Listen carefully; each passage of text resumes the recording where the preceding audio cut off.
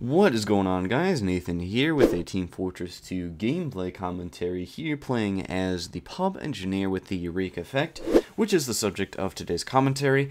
I'd like to point out before I begin that this commentary is going to be very negative and possibly bitchy, so I know some people don't like these types of commentaries, and if that fits your description, then feel free to click away. I do not blame you at all, but I'm going to absolutely tear into this weapon because it is absolute trash now. It was trash before, it's even more trash now, and we'll get into that in a little bit.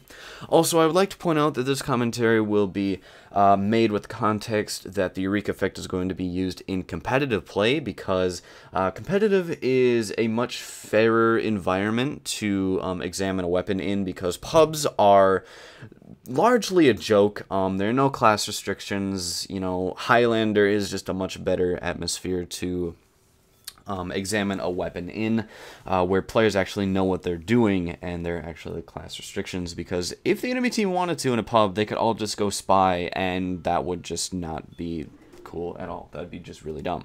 But let's get into this weapon. So the changes have been made to the Eureka effect. You can now pick up buildings with the Eureka effect. Repair and upgrade rates have been decreased, and you can now teleport to your spawn room or your teleporter exit. Now, the exact numbers on that is you have minus 50% repair and upgrade rates, respectively.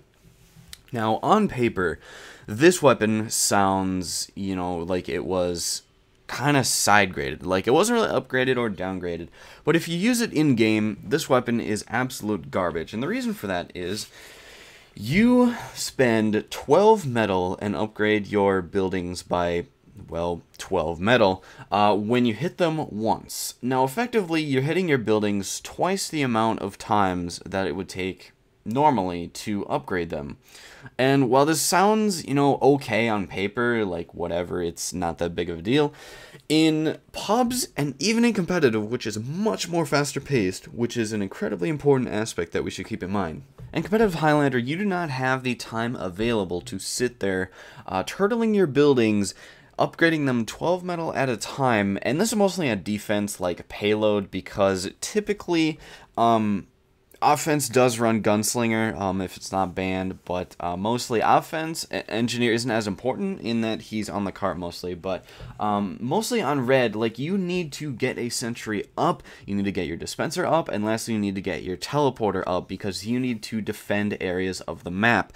And with this weapon you cannot do that, because you're sitting there for seconds, minutes on end, upgrading your buildings. Like, you just cannot upgrade them fast enough. This goes against the very fabric of competitive Highlander, which is go, go, go, do this, do that, get it done fast. I don't even know if you have enough time to get a level 3 sentry up during setup time for a defensive team on payload, let alone a level 3 dispenser, which your team absolutely needs, I might add, because your medic cannot heal 9 people at a time when they're taking fire from the enemy team.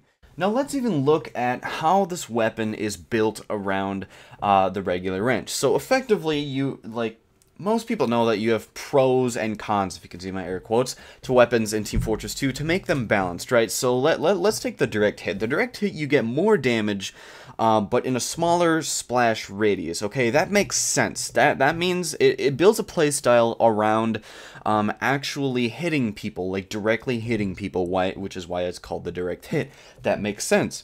The Eureka effect makes no sense in that it's pro, which is effectively what they're trying to do is build a wrench around teleporting between infinite ammo and the front lines. That is what the Eureka effect has that the regular wrench doesn't. However, they don't build a playstyle around that, because effectively you can upgrade your buildings even though you have infinite ammo. It's like, okay, now I have infinite ammo, what now? Like, I can't do anything with this infinite ammo because all of my buildings are upgrading extremely slowly. I can't help out my team by getting a dispenser up in time, and I can't even get a sentry up. Now, not only that is that while engineers should be vigilant, okay, I'll give engineers that, that's one of their duties, is to be vigilant around spies and stuff, but more in terms of pubs, which I know I'm going outside of my competitive environment, I so carefully constructed, but especially in pubs and in competitive, while you are turtling all of your buildings, just sitting there literally hitting them for seconds to minutes on end, you're exposing your back to spies so much, like, there's so much time wasted just sitting there hitting your buildings where you could actually be sniped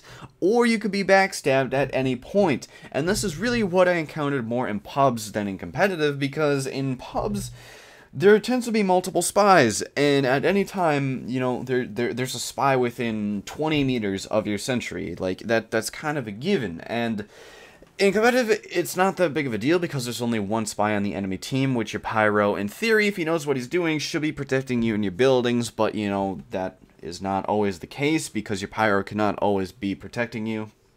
That's fine. Not only that, again, is that this weapon is not fun. Okay, there has to be a fun factor in here as well. That's what makes TF2 a great game. And while, you know, competitive, once again, isn't all about fun, it's more about the winning. This weapon is not fun because you are, once again, sitting there turtling your buildings for minutes on end. Like, you are just sitting there just hitting things and hitting things and hitting things and hitting things and hitting things. And it's not fun at all. You know, part of the fun of engineer is getting your sentry built and then roaming around a bit. Like, obviously you should be you should be near your sentry, guarding it and whatnot, but, you know, getting some shotgun kills or even some pistol spam or something, man, it's just a good break from the usual, oh, gotta keep hitting my dispenser, gotta keep tanking my sentry, because this is the most boring class to play in the entire game with a very low skill floor. So that was my rant on the Eureka effect. Absolutely hate this weapon now. It is trash. It couldn't be used in competitive before, and it still can't be now.